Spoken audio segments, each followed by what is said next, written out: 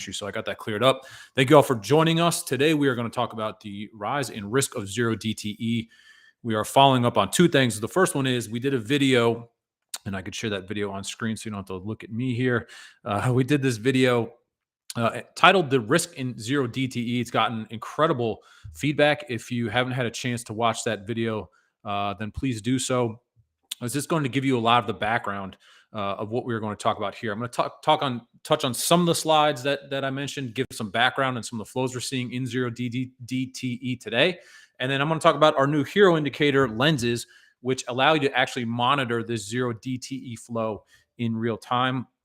We think it's an exceptionally great tool to monitor those real-time flows. And we're going to show you just how impactful those flows have become in the market. So switching to a presentation quickly, I wanted to flip through a few slides that we touched on in the video. But actually, let's pause once before we do that and flip to today's flow just to quickly look at the market. I mean, we obviously had a rough start to the day where the market was down. It tested that big 3,900 gamma bar from this morning, and we were looking for a little bit of a bounce today due to the fact that we have expiration tomorrow. And so far, we did get a pretty good bounce back. Now, the question is, of course, on everyone's mind that's watching this likely is, well, what percentage of this might be zero DTE? So we put together a little script here that shows us the same day. This is today's expiration flow in the S&P 500. So the top is the start of day open interest. That's what these bars are. Put open interest in red and then call open interest in green. And as you can see, way up at 40, so odd strike there, call it around 40, 25-ish. There is about 10,000 open interest. And then down at 3,900, we have about 5,000 open interest. So there's not a big open interest position for today's expiration. But just before I started the presentation here, I captured the flow. So 47% of total call volume today in the S&P 500, that's the SPX index, is in today's expiration, and 42% of put volume. And as you can see, the 3950 is the big upside strike. And amazingly, as we just sort of ripped higher, we ramped right up into that strike now and have stopped kind of dead at that level. And we'll see if this flow can continue. To the downside, obviously, the 3,900 has picked up a lot of the volume. Now, it's often, today's only about 1 o'clock. It's only about 1 o'clock, not today, excuse me. It's about 1 o'clock now. And so total volume on the day for these strikes is, 40,000 here and about 25 or 30,000 on that call side. We've seen numerous times where these strikes in the S&P 500 have gained near 100,000 contracts for today's expiration only. So meaning that you could see 100,000 trade at, say, the 3,900 strike that expires today. And again, the key insight to this is that there's no open interest. This open interest doesn't exist. So this is not somebody adjusting an existing position, right? It's flow that has totally come in today and will be gone by the end of the day. Now, spiders, today is the first day in the history of spiders that we had a Thursday expiration. And what you can see for the spider flow, again, it's the total volume is smaller in this case. 39% of total call volume is today's expiration, and about 28% of total put volume in the spiders is today's expiration. But you can see, again, similar scenario here where we have 200,000 put volume today at this 390 strike. And then obviously the calls are building up into 395. So this is in the S&P 500, the flow is still big, very big. I'm suspecting a lot of people haven't caught on to the fact that the spiders trade every day, and obviously the Qs do as well. You don't want to ignore those. And so, okay, Brent, great. You've made your case that there's big flows here in zero DTE, but what is the impact? So again, I encourage you all to watch the video that we did that really walks slowly through this. I'm just going to buzz through these before we jump to the HIRO indicator. But the key insights here, again, we have record options volume.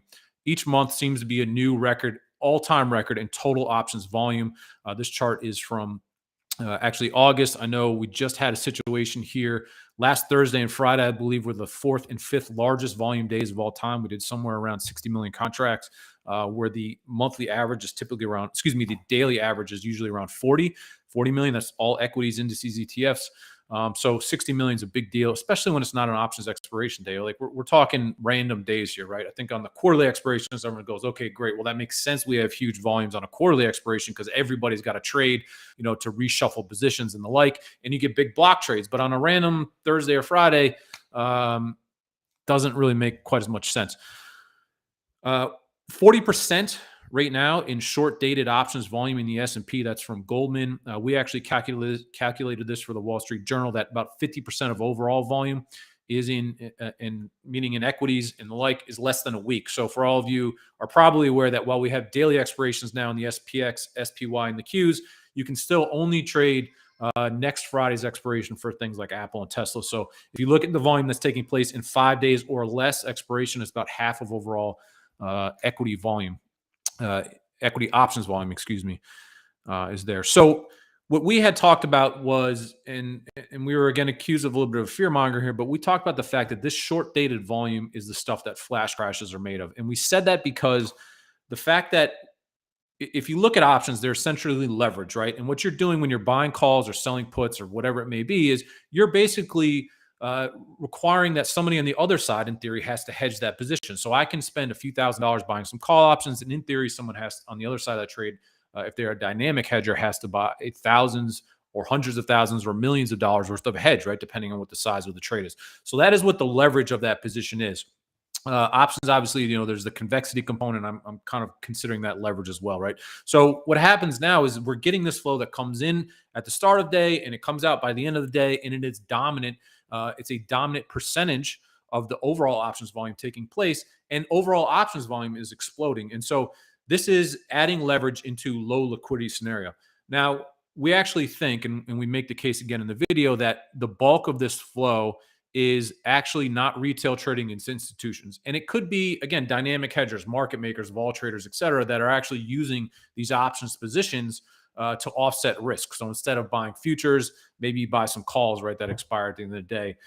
So you don't have to buy those futures. But as this volume grows, as it becomes a larger percentage of overall volume, we think that the sort of non-dynamic hedging component is going to grow. And nonetheless, even if it is sort of people managing risk, it still has an impact in the space, in equities, as a result of the hedging flows that are an offshoot of anybody trading. If I buy 10,000 at the money calls and that order gets pieced out to a bunch of different counterparties, we don't know exactly how everyone's going to hedge. We don't know what everyone's position is. And we don't know how they're going to react to that volume. And so if we get situations where the positions are shifting rapidly from, hey, we're going to sell today's puts and the market's rallies, that's great, and we're in a great position, then news comes out that a bomb or a missile, God forbid, went off, then suddenly everyone's got to scramble and cover and adjust that position, right? They got to adjust to that exposure. And when 50% of that volume, right, of overall volume is tied to today's expiration, you can understand it's like a wheel, right? A wheel that's loose. It starts to wobble, and all of a sudden it could just get really violent and the wheel flies off the truck. So again, to this point, I think it's by and large institutional trading. I can only think of a handful of entities that could really trade in the big size, right? That we've seen. For example, we were talking about August 13th, and there was this day that big 3,600 call buyers came in, and that was, they started buying 3,600 calls when the market was at 3,500, and the S&P had ended up rallying over 180 handles that day. There's not too many entities out there that are going to spend several $1 million on a zero DTE option, right? It's not likely a standard hedge fund. Bank desks don't have prop shops anymore. Yes, they could be hedging customer portfolio flows, right? But you start to narrow down rather quickly the type of entity that may want to take that risk. And so hedging makes a lot of sense if you're a market maker or something like that, or some type of higher frequency trading shop. But I don't think too many guys at a traditional hedge fund would want to take that kind of a bet and bring that kind of risk, and then have to answer to an investor like, "Hey, sorry, we lost $3 million on a call bet that expired in 6 hours," right? So that's why we think the number of entities that could be really active in this zero TD is pretty limited. So again, let's jump forward. Please watch the video. If you feel like I'm skipping through some things, we can put a chat here in this, but please jump forward, and I'll take questions at the end as well. Jump to this video after our presentation. So let's talk about some things that really have come up in the last couple of days. Key to this entire thing is the poor liquidity that we have. There are charts all over the place. If we look at zero hedge and the like, there are charts everywhere that show this is ES futures liquidity. I posted this on Twitter a few times. You can see that really late in Q3 of last year, the liquidity, this is top of book liquidity in the ES. That's, again, the S&P futures has collapsed, right? So, and we've maintained this really low level of liquidity. And the same goes for equities. And if you look at, some various measurements of treasury liquidity in general has just really shrunk. And so we have this record options volume, record short dated options volume, which is very active and requires arguably more active hedging as a result. All that is taking place in the context of much lower underlying liquidity, and therefore it should have more impact. If we believe that, just as an example of me buying 10,000 calls requires that a counterparty has to go out and buy, let's just for sake of argument, 100,000 shares of spiders late in, middle of the way through last year, that 100,000 spiders would have had less impact, right? Because I could get my fill by only moving the spiders, let's say 2 cents. But if I need to buy 100,000 shares right now in this market, I may move spiders 10 cents, right? And that's what the worry of the impact is. It's that lower liquidity. When you're paying spread to get filled, you have to pay more spread. You have to go through more price levels in order to obviously complete your order. And if you are having to hedge that risk, right, in a fast market, the underlying, if you have to hedge your deltas in a thin, fast market, you don't have the luxury of waiting. You can't say, I'm going to VWAP this order for the rest of the day and let it go, right? No, you got to get your fill right now. You have to, and that's going to have a higher amount of net impact in our view. There's a great article here from Bloomberg, and it talks about a study that JP Morgan just did about, again, the increase of 0DT options. But the key insight from this piece here is that what they found, and this was a very recent article, what they found was that the 0DT market impact can be a drag of 6 basis points all the way up to a boost of 1.1%. And again, this 0DT flow really has only picked up in the last few months. We talked to the Wall Street Journal about it in September and flagged kind of this increase, and the increase has only gained, right, in the last couple of months. October really was kind of a marquee situation there where we saw several instances of just massive 0DTE volume. But this is actually the first time I've seen it quantified as what the drag is. And obviously it takes, quite a bit of analysis, of intelligent analysis to try to come up with these numbers. So this is the impact. This is a pretty significant impact, even in this market where we're getting, 1% moves are kind of the daily average at these points with realized volatility around 30. 1% moves are kind of, the average lately these days, but it's clear this 0DT flow is exacerbating it. And then when you add on spiders and Qs, well, one would assume that there could be more impact now as a result. We found this quote. We put this on Twitter, just recently again, from the CBOE CEO Ed Tilly. A lot of tongue twisters today. And I thought that this was really pretty fascinating. I don't think that the exchanges, if you're an exchange, you want to offer more products, more liquidity. And somebody recently asked me, Brent, do you think that this is a horrible thing that's going on? And I think more access to markets, more products to trade, all of that is wonderful. I like to trade 0DTEs. I think there's people who also like to trade them for different reasons. The concern here is that if you get the less sophisticated trading public into these products, right? These shorter dated options expirations where your money's here right now, and by the end of the day, that call premium or that put premium that you paid or sold is gone, right? It's gone in hours. It's gone in minutes. The risk of these positions is much higher. Yes, they can be very valuable for hedging different aspects of your portfolio or expressing a different view if you're a more seasoned trader and you understand what you're doing.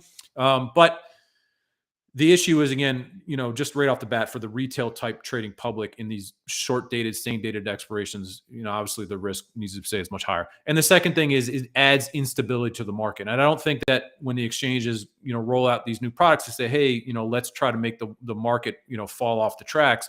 But when so much volume charges into that shortest dated expiration, that is what the risk is because of all the reasons we've just outlined.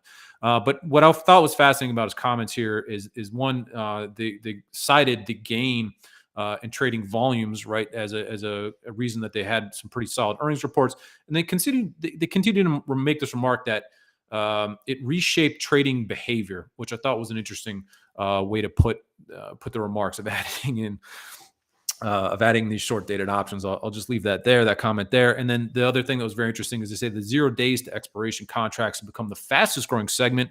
Not surprising. Obviously, you've been watching any of our presentations.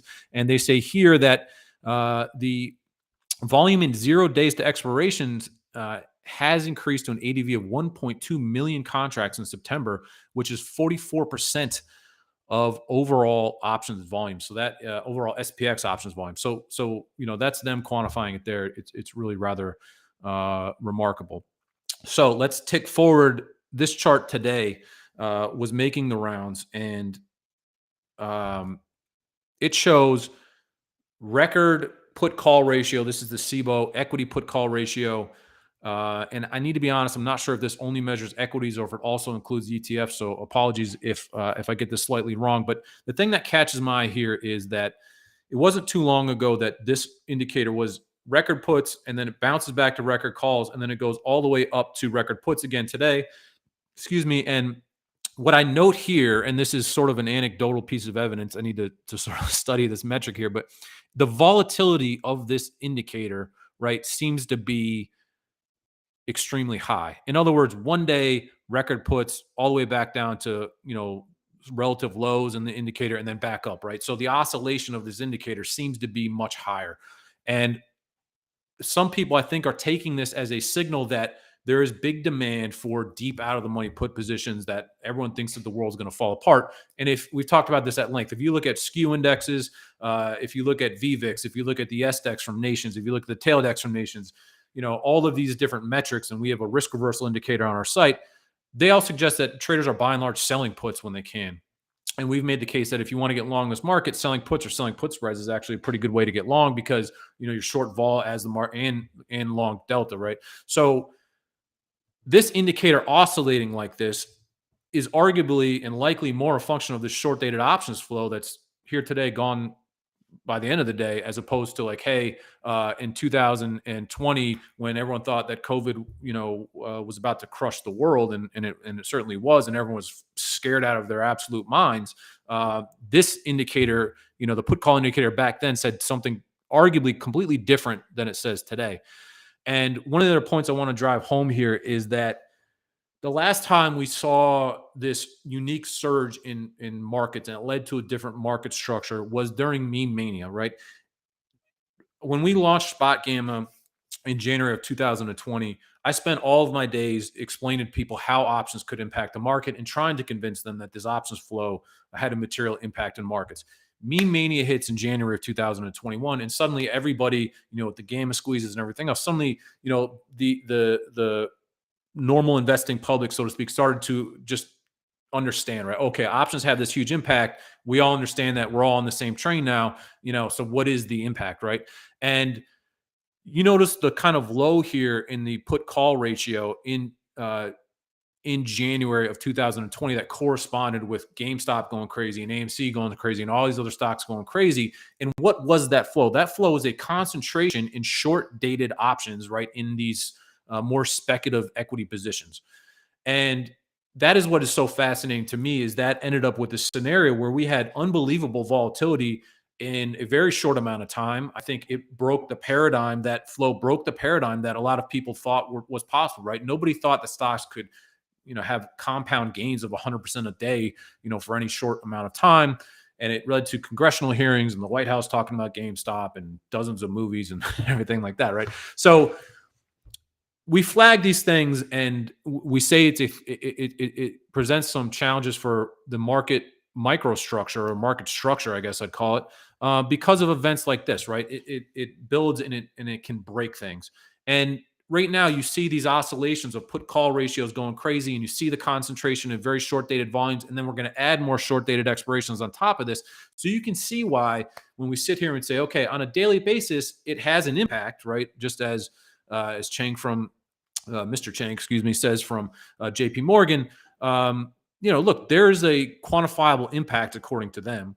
And if we start to add more volume on here, then we could get more risk. And then what happens in an event like, again, geopolitical event or some other kind of wild Fed headline or something of the like, where there is actual real fear in the market? We haven't had that moment of capitulation. We haven't had that real scare, right, this year. And that's a story that's a separate story from today. But again, in this relative calm market, yes, we have a lot of liquidity. Markets are relatively volatile, but no one's trying to buy. The VIX isn't at 40, right? The VIX isn't at 45, and it doesn't appear staged that way. So this is what the question is: in a relatively stable market, there's a noticeable impact here. What happens if we ramp this flow up and add some instability to the market or fear?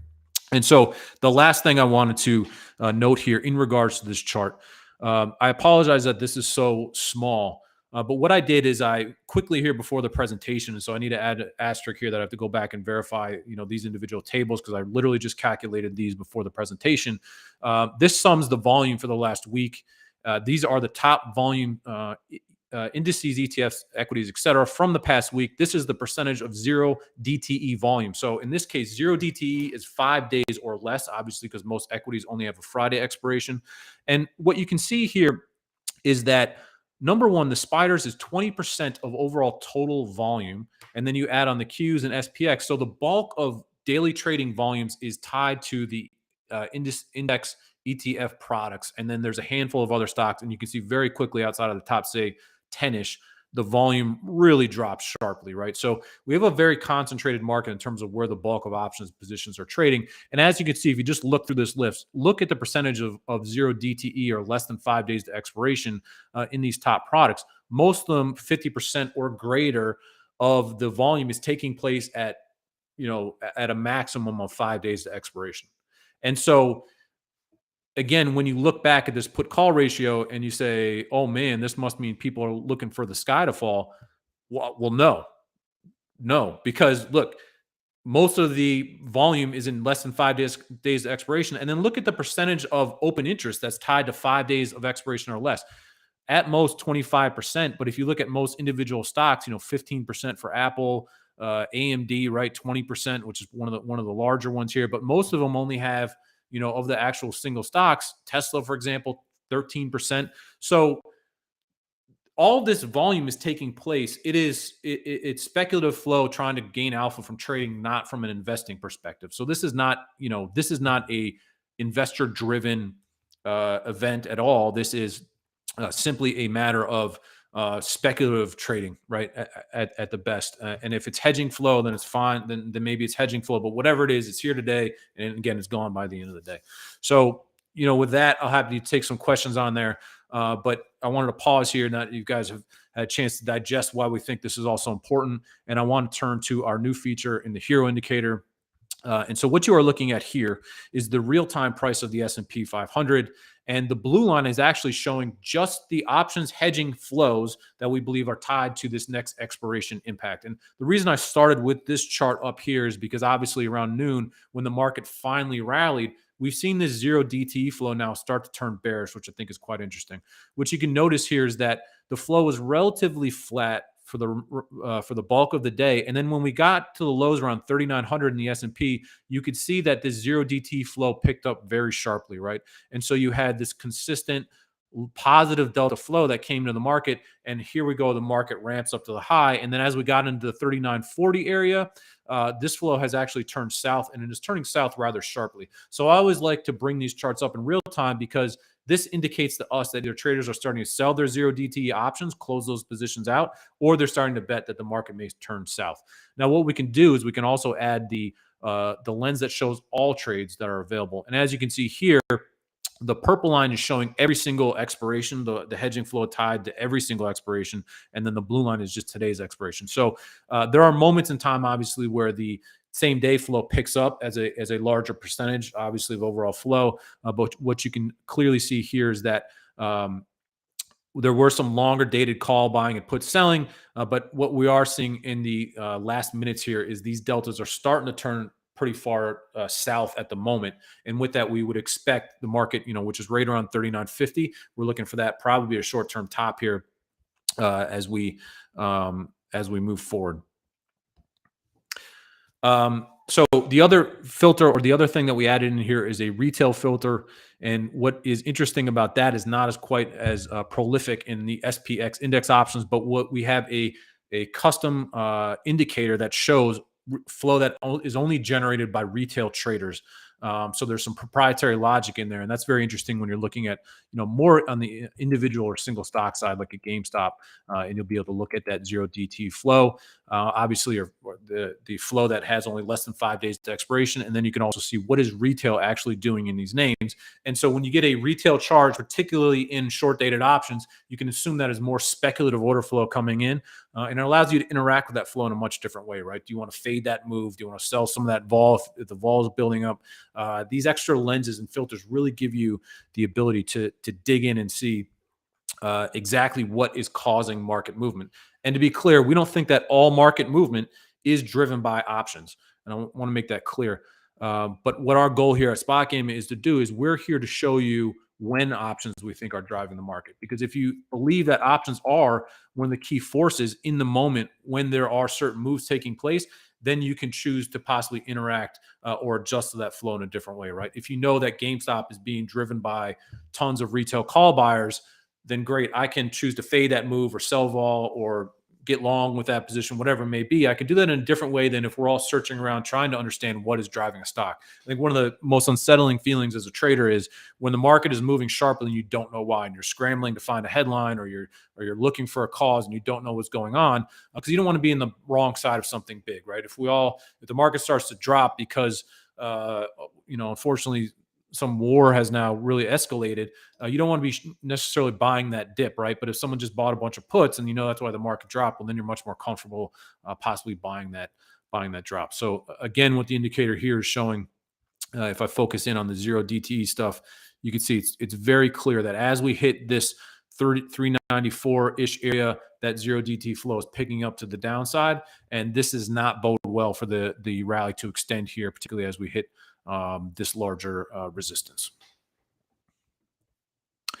So with that, I am going to turn over. I got to change the screens here a little bit. We can take some questions if there's anything in here. I'm happy to expand on any of these things.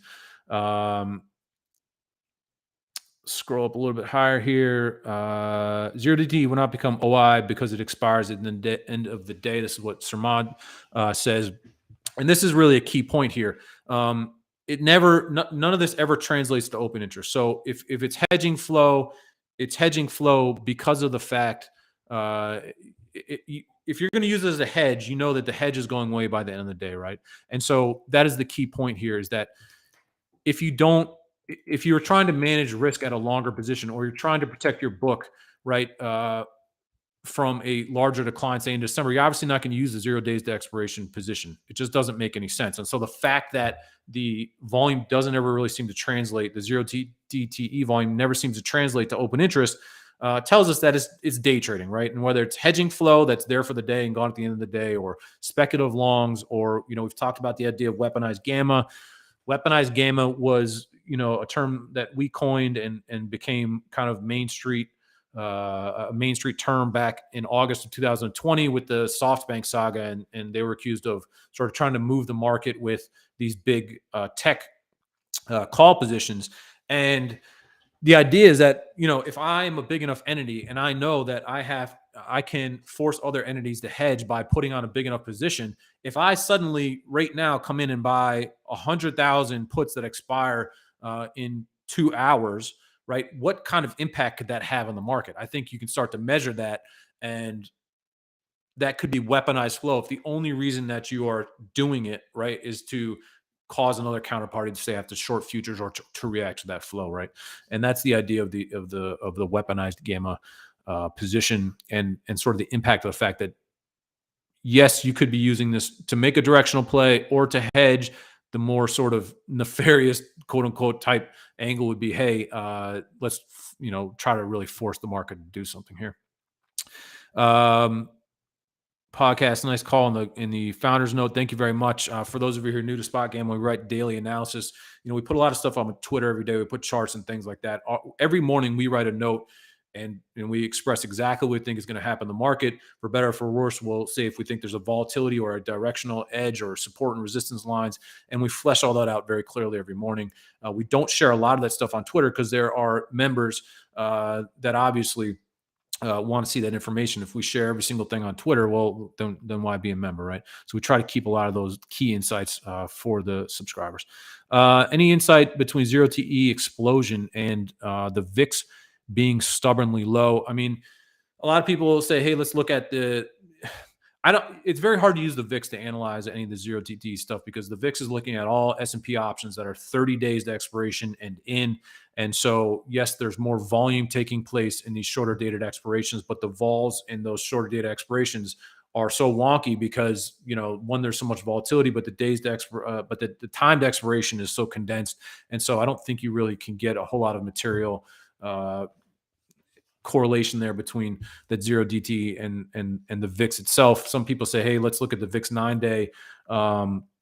But I think, again, it's too short dated to really infer anything other than maybe a few hours at a time during the day, just because, again, the VIX is using 30 days expiration and this 0DT stuff lights up 1 second and then it's gone the next. It's really quite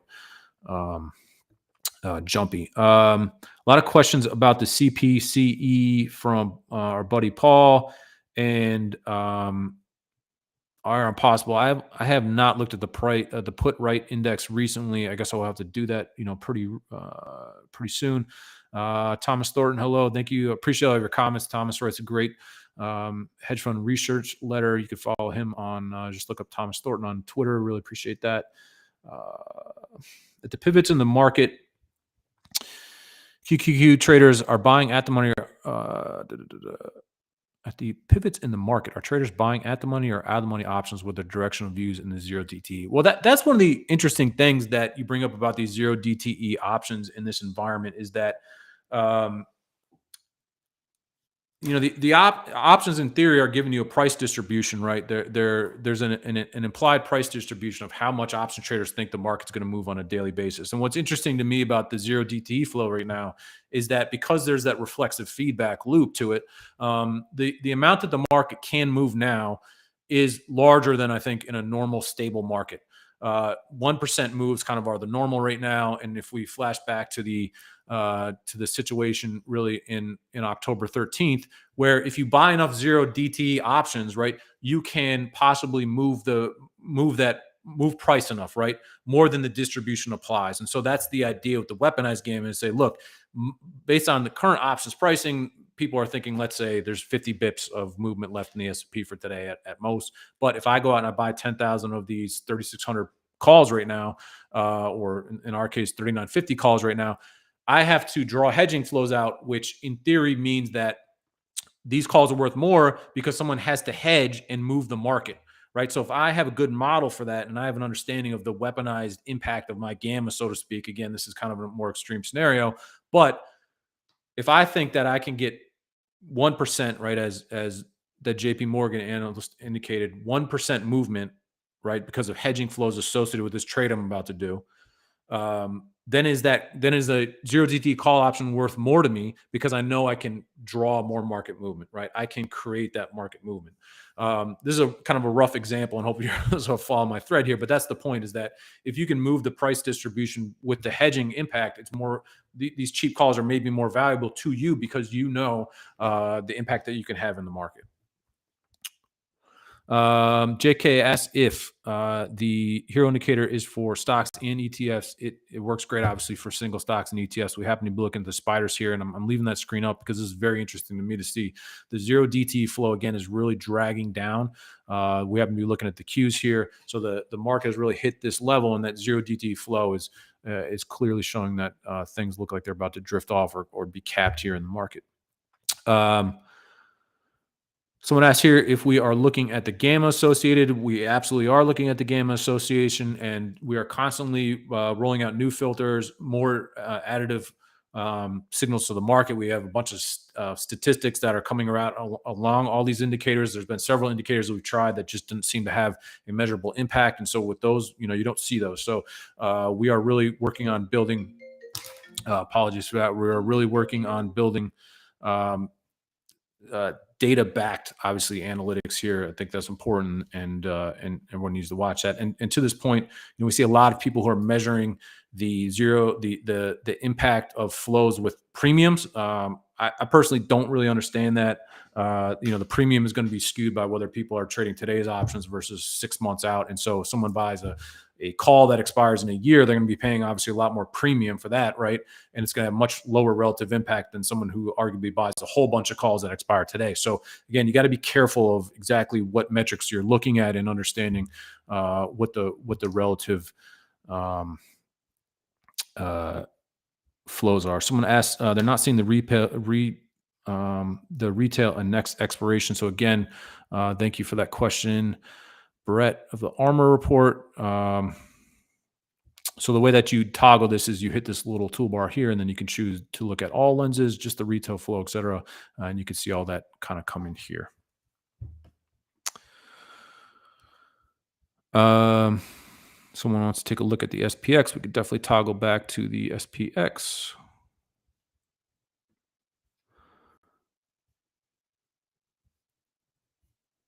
Yeah, flow is the opposite of spider. So let's actually dig in while we have everyone here, and we could dig into this flow a little bit. So the idea here is when you're looking at the hero indicator is a lot of people want to just sum it over the day and say this is the overall impact, but I think that the impact uh, has a more finite understanding, more finite time horizon. So in other words, you look at this over the day, right, and you say, well, the hero indicator is really high for the entire day, for the entire morning. And that infers that the net flow in the day is positive deltas that are coming in the market. And as you can see, the market was on its lows and up it came, right? And then as the market came up into this 395, 394 area, the deltas have now switched back and are trending lower. I mean, this is very clear. You can see it on your screen. And what we did is we built in this slider. And what the slider allows you to do is it allows you to zoom in on tighter time frames. And the value of that is that if you believe that these options trades are going to bring in hedging flows, then looking at the tighter time frame allows you to arguably more better measure the instant impact of the flow that comes in. In other words, you can very clearly see here on a 30-minute basis these deltas come into the market, right? It's very clear here on both the 0DTE and all expirations that traders were coming in here and buying calls or selling puts. And again, you can break that out if you want to choose to see that. Obviously, there's a whole lot of lines here. So for purposes of this conversation, I'm going to keep it a little more basic. But what happens is if you just watch it on a cumulative basis, the measuring stick of what's a big movement in the hero line now is sort of washed out, right? Because you're comparing what could be $100 million of very recent flow in the last 10 million in the last 10 minutes. You lose that perspective because you're comparing it against the 400 or 500 million total cumulative flow on the day, right? So that's why we like to use this shorter time horizon because you may see, again, more active flows come in. And I believe that the most powerful impact, one of the most powerful indicators here are big changes in hero in small time frames. So in other words, you look in here and you can see, okay, at around 12:30, clearly a bunch of call buyers came in or put sellers came in and the market moves up, right? And you can very clearly see that. And if you zoom out and look at the total flow in the day, you start to lose a little bit of that movement, right? That momentum kind of washes out a little bit because the scale of the indicator, grows, right? You're comparing this couple $100 million of deltas, right, against maybe $1 billion, and so the relative impact doesn't quite look the same. So, Lauren, I hope that that helps to answer your question there.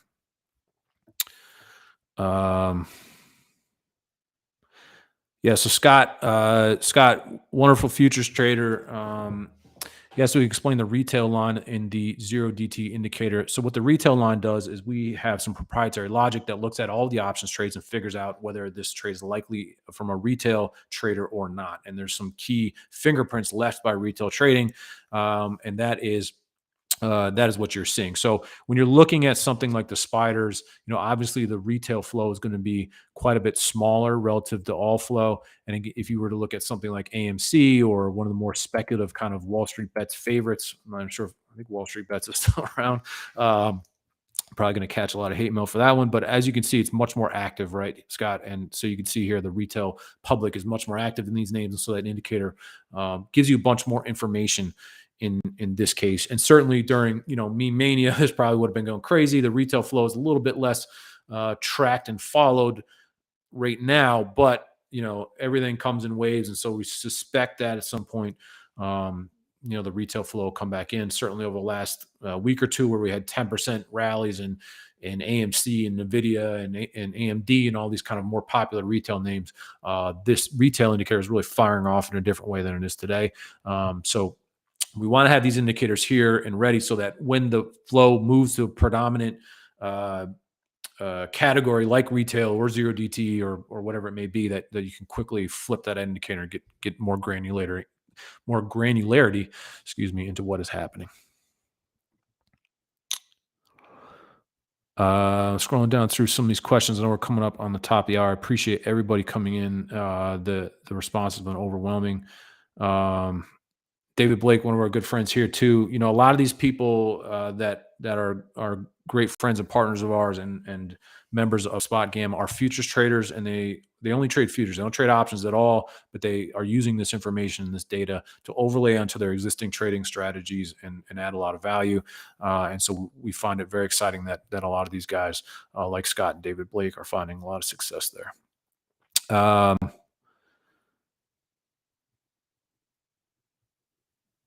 Looking through some of the other questions. Sorry here, trying to do a couple things at once. Yeah, a lot of people like to use selling options, and that's a great question that's brought up here. And that there is a lot of, if you look at the breakdown of flow, and I don't know if we included this chart, but if you look at the increase of the zero DT flow this year, and I apologize, but I actually don't have this chart on here. But if you looked at, here it is, actually, as an example. So if you look at the flow, right, zero DT flow coming into this year, it was sustained up around 20 to 30% of total S&P volume. And there is a large contingent of traders out there that love to sell the shortest dated options expiration. They feel there's a bit more, relative decay in the zero DT versus, say, selling a 30-day output and holding it for a day, right? The relative decay is arguably higher. There's a little more premium in the zero TT options. And so that is a common popular strategy. I think that has obviously grown, and that's a lot of what this individual flows. And again, if you look at what the expectations of the retail population is here, and I think there's an institutional component of that, like 12% is what JP Morgan sources or marks as the component of retail options that are less than 1 day to expiration. And I think a lot of those traders are short. And some people have a lot of success selling today's call flies or put spreads or whatever it may be.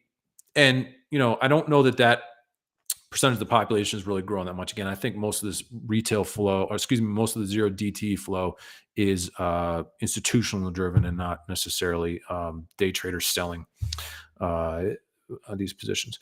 Zone Trader Pro, order flow software. I've looked at Zone Trader stuff before. It's really pretty neat. If you're a futures trader, I recommend you go check that out. The zero DT flow is obviously totally monitored in the HIRO indicator, and we do have a chart that was recently added to our site. I can bring that up quickly, which shows you today's percentage for the S&P 500. Give me one quick second here. I can bring that up. Sorry about this. So those of you who are interested in tracking this flow on a daily basis, if you scroll to the bottom of our S&P 500 page, we have a chart we just added, which shows the percentage of volume that is taking place in the zero DTE. And so today we had about 41% of total volume in that zero DTE space.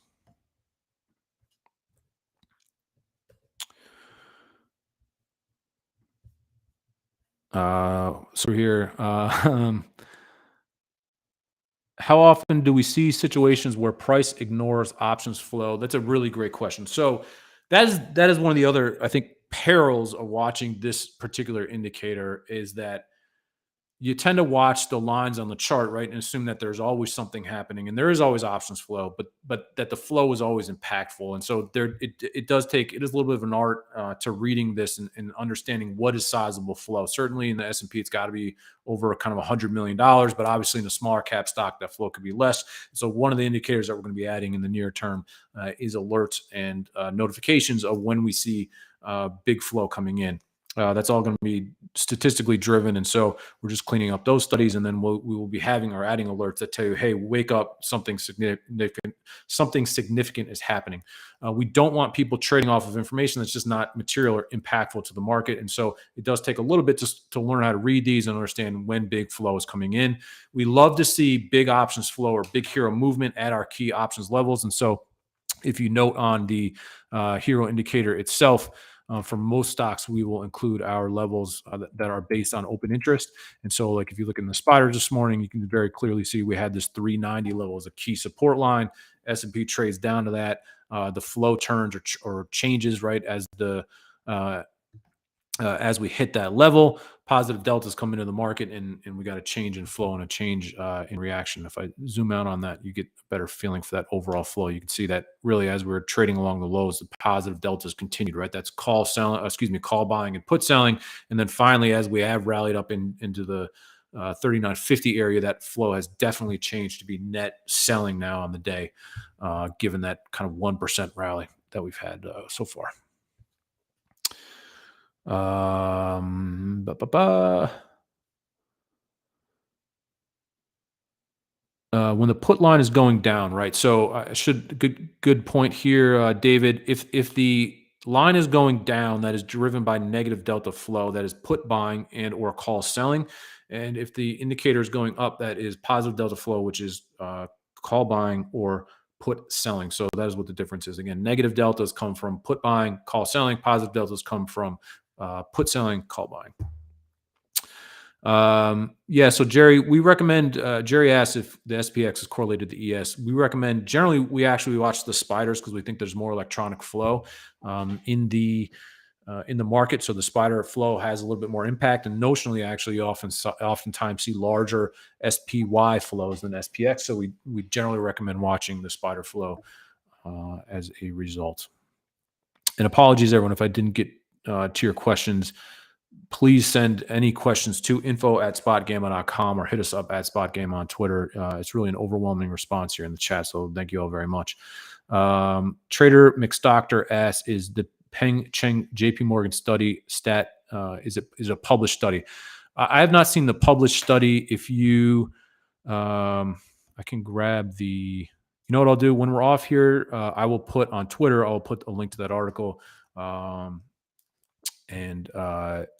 It is a great article out of Bloomberg. If liquidity is low, does that mean big players are sitting on the sidelines or just playing short? I mean, this is a great question. What I find strange about the liquidity, and this is slightly off topic, or what I find interesting about that liquidity kind of evaporating, is that at least in the E-minis, it seemed to correspond to late in Q3. This is right around the time that I believe Powell started talking about raising rates and the need to raise rates. And liquidity really seemed to dry up back then. And obviously the market had another giant leg higher, and we closed at all-time highs right at the start of January. But you can see that liquidity really evaporated very, very quickly, and before the market really dropped, which I think is really quite interesting. So I don't have a great reason. I have a few theories. Maybe capital is a little bit harder to secure. Margin rates maybe went higher. Who exactly knows, right? But it seems to be this correlation between the Fed saying, "Hey, we're going to take the punch bowl away," or "We're going to start to take the punch bowl away." That seemed to really dry up this liquidity. So maybe somebody like a Darius Dale could give us a comment at some point on what the link there may be. I'd be curious to know his thoughts there.